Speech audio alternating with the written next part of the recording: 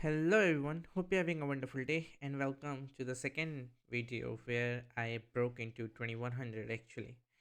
And I'm gonna show you two games, one which make me very close to 2100, that is 2096 after I won this game, and the second one where I actually broke into 2100. So, well, these two games are not very special or anything, but the opening part is. So let's dive right into it. So this is the game I played against someone named, well, someone from Brazil, let's just say that. And I played e4. My opponent played c5, and after knight f3, knight c6, I played bishop to b5, the Rosalimo Najmadino variation of Sicilian. And after g6, here I took the knight, bishop takes c6. Uh, if you remember the World Championship games between Magnus and Fabi, Magnus was always recapturing with the d pawn, getting the structure with bishop g7, pawn on e5. But in this game, my opponent took with the b pawn, which is also very popular. And idea is that you will retain the center with d5 at some point. Sometimes you even play d6 and e5. That's also another way to continue. Okay, high castles. I like this system because first of all, black gets a double pawn. We have a very healthy pawn structure for white. And yes, we don't have a bishop pair, but we are gonna play against one of the bishops that black has, especially the c8 bishop. Because it cannot get this diagonal. This diagonal we are gonna shut down with d3 and maybe c4 in future. And after d6 or something, we will play h3, cutting down all the squares on that diagonal as well. So even though you will have a bishop pair, for a time being, it's not gonna be a great bishop pair. Well, my opponent played bishop g7, and I simply played h3. h3 is a very useful move in these structures. You played basically at some point you have to, but yeah, you can play it at any time you like. Maybe rook e1 was better than h3, but okay. d6 by my opponent, and yes, this bishop is not really developing anywhere. So I don't really care. Rook to e1. I could have played rook e1 first and after d6 play h3 getting the same position. But okay. Knight to f6 by my opponent. At this point I would say if you are black in this position, you might play pawn to e5 because the idea is you play knight e7 and f5, and it will, the knight on f6 is a hindrance. Knight on e7 would not be, even though engine slightly disagrees. Okay, rook e1, knight to f6, and we have pawn to e5. Now, pawn to e5 is a very nice move in this position. The point is, if you play knight to d7, I just win a free pawn because it's pinned. And if you go to d5, well, I could play pawn to c4. I was actually planning that I may get something like this, but here it is just bad because there is knight to b4. So it is just bad. For now, I can just leave the pawn here, even knight c3 or even d3, and then knight c3 possible. Okay, I mean, it is possible. Okay, so after rook t1, e1, knight f6 and e5, my opponent actually took it. I think it's a bad move because after knight takes e5, yes, I mean, first of all, that pawn's hanging. Probably it is not hanging, or you can sacrifice it, castle and queen c7. But my opponent decided to defend the pawn. And this is where I got a very interesting idea in mind. First of all, these pawns are doubled and isolated. This bishop is just horrible. And for a time being, this bishop is closed down. I have to develop my pieces also. So I got this idea that you generally use against, oh sorry, you generally use in a Nimzo Indian when you get a double pawn on c3 and c4 squares, similar to c6 and c5. You generally develop the bishop from b3 to like b. You play b3 and bishop e3, and this knight from c3 goes to a4. Further attack the pawn on c5. So I goes for d3 first because I do not want to allow c4 at any point. And after castles, I went knight c3, just developing. But I have the plan of this and that, or this, and then that. It all depends. My opponent played knight to d5, and it is directly against my plan. Bishop e3 he will take, otherwise he will take here. So I do not want to exchange the knights, of course. Knight to a4, very nice move. Well, hitting the weakness on a5, sorry, c5. Mm, I mean, sometimes you sacrifice the pawn if I have to double my pawn, but you cannot because my knight actually protects the c4 square. So my opponent went queen to a5, and at this point I had a choice. I could have played pawn to c4, but it was too committal for me. c3 also makes sense. It defends the knight, but the move I played I think makes a lot of sense. You just have to be worried about knight to c3 in this position, which I calculated it out that it is not working at all. B3 just defends the knight, by the way, and opens up a bishop to a3 idea. Also, knight to c4 will kick the queen out, and then I will take the pawn on c5. So, unless you have something immediate in this position, which you do not have actually, you are gonna lose the pawn on c5. So, whatever you play, you are gonna lose the pawn on c5. My opponent went for knight to c3, and as you can see, it is a complete blunder. So, white to move. Pause the video. Uh, don't think too hard. It's just a blitz game anyways. So yeah, why is it a blunder? Okay, well, it is a blunder because now instead of capturing the knight is actually quite bad. It will hit the rook and the knight. As you can see, I do have bishop f4 to defend both, but you have a much better move here. You have queen to d2, pinning the knight and winning a piece essentially. And you do not care about this diagonal. You have too many pieces in this diagonal, but you cannot open up this bishop. My opponent played c4, but then I just took the knight, and here he just resigned. Other moves are not really useful. How do you even defend the knight? I don't really see anyways because this double attacked. If you play queen to c7 counter attacking this knight, well, I just take with the queen and it defends the knight essentially. And something like f6 could be played, but I always have a queen c4 check, and also like after knight f3 f5 I can just go back to e5. So nothing really works. So that was the first game which helped me reach very close to 2000. It's sorry 2100. It's 2096, and now we jump to the second game which made me 2107. So this is the game against a 2000 rated opponent from Nigeria, and I got the white again, and I played e4 again. We have the French defense, and this time the opening I chose is something Indian will not approve at all, but I find it really interesting to play. I played knight f3, and after d5 I played d3. So this is King's Indian attack again with the white pieces, but this time against the French defense. Okay, pawn takes pawn, pawn takes pawn. We have the queen exchanges on the board. Uh, Generally, when you try to play for a King's Indian against a French, you play e4, and after e6 you play d3, and after d5 you get knight to d2. This is how you get the King's Indian against the French. But I actually like this queen exchange here. I mean, if you play knight f6, of course I can go with knight d2 and into the same line. But if you trade the queens like this and play knight f6 after knight to d2, I actually like this endgame for white. Um, I mean, it is nothing wrong with black pieces. It's just a personal opinion. I like playing endgames. So yeah. Okay, bishop to d7. Already, I mean, making some mistakes, but you know, this is very hard to understand why it's a mistake. The idea is very simple. You are putting the bishop on c6, where it would be hitting the pawn on e4, and your other knight will go to d7. That makes a lot of sense. If you go for b6, anyways, I'm gonna play f3 and a4, a5 will come when the pawn on b6 is giving me a target. So it makes a lot of sense. And it is very, I mean, it is very interesting why this is not a good move.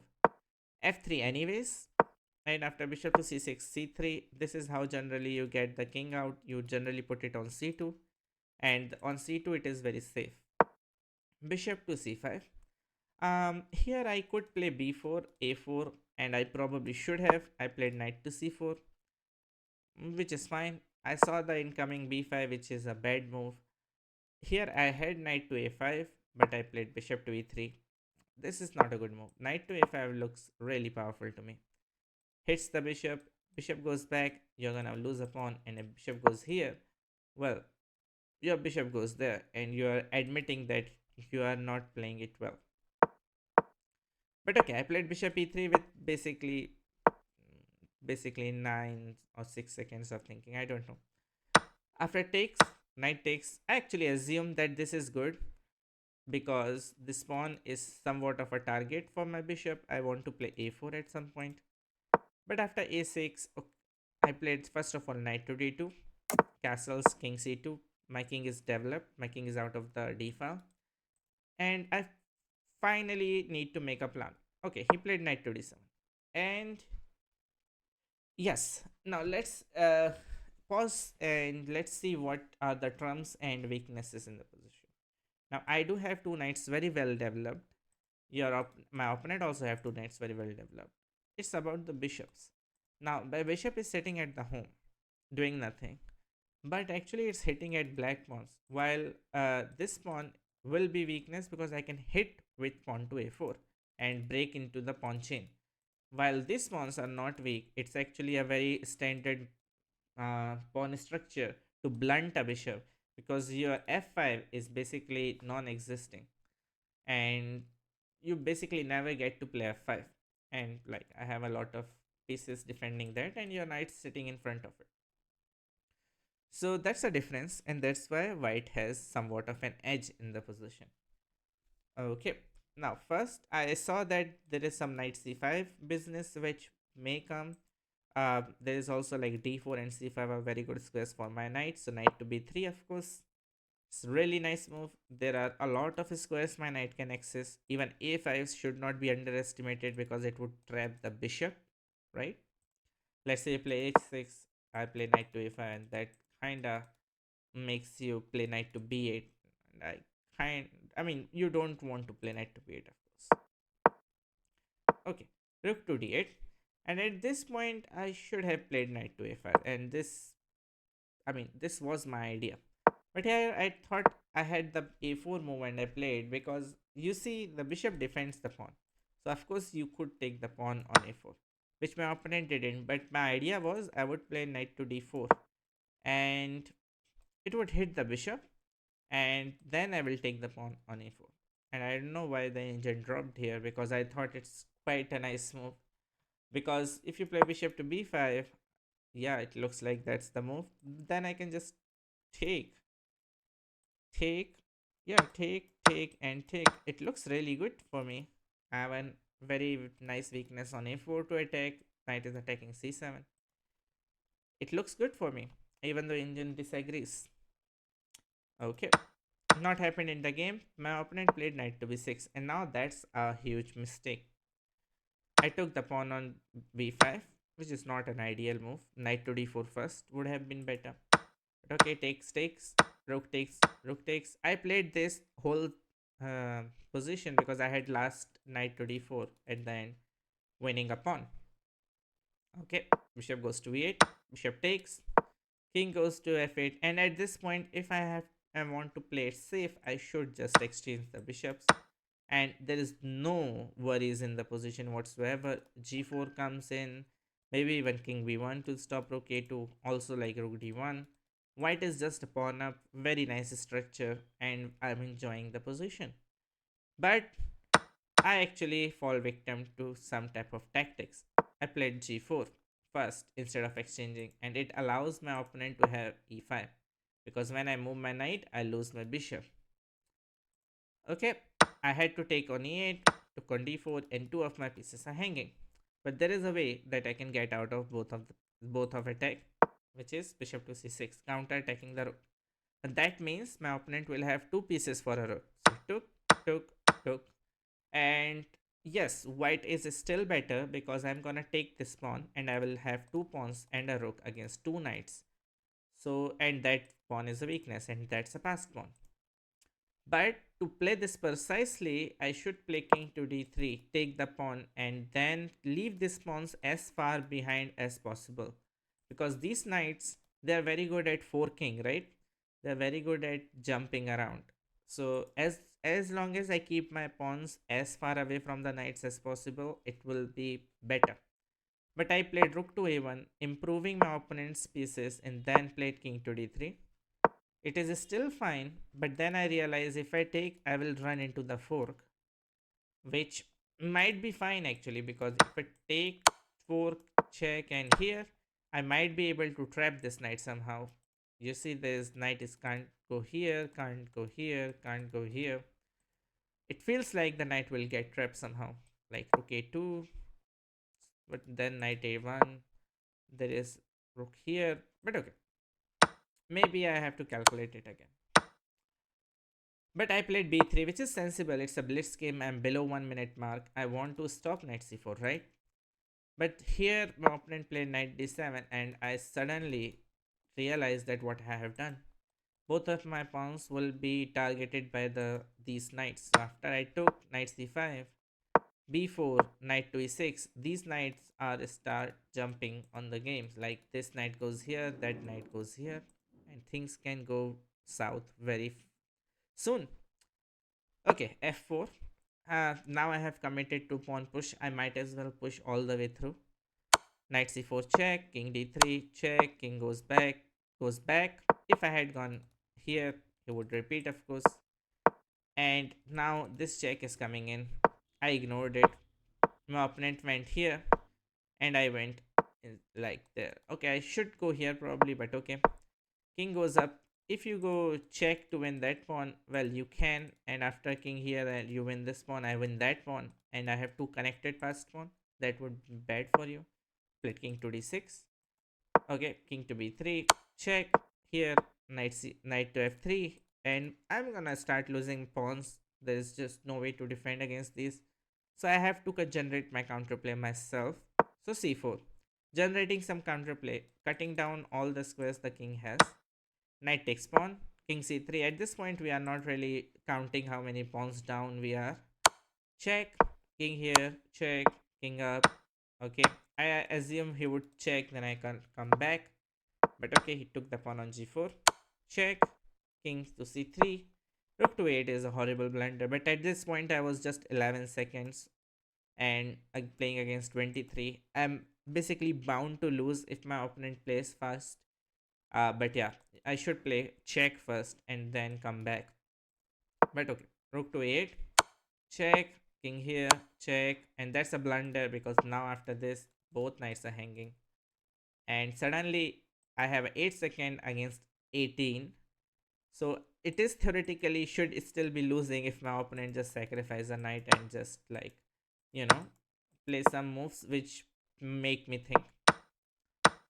But okay, my opponent played check. I took, goes back. And at this point, he already used his 8 seconds. And now we are basically closing in on time. And I start pre-moving. And I start pre-moving a lot of checks and simple captures. Here I could just take and push.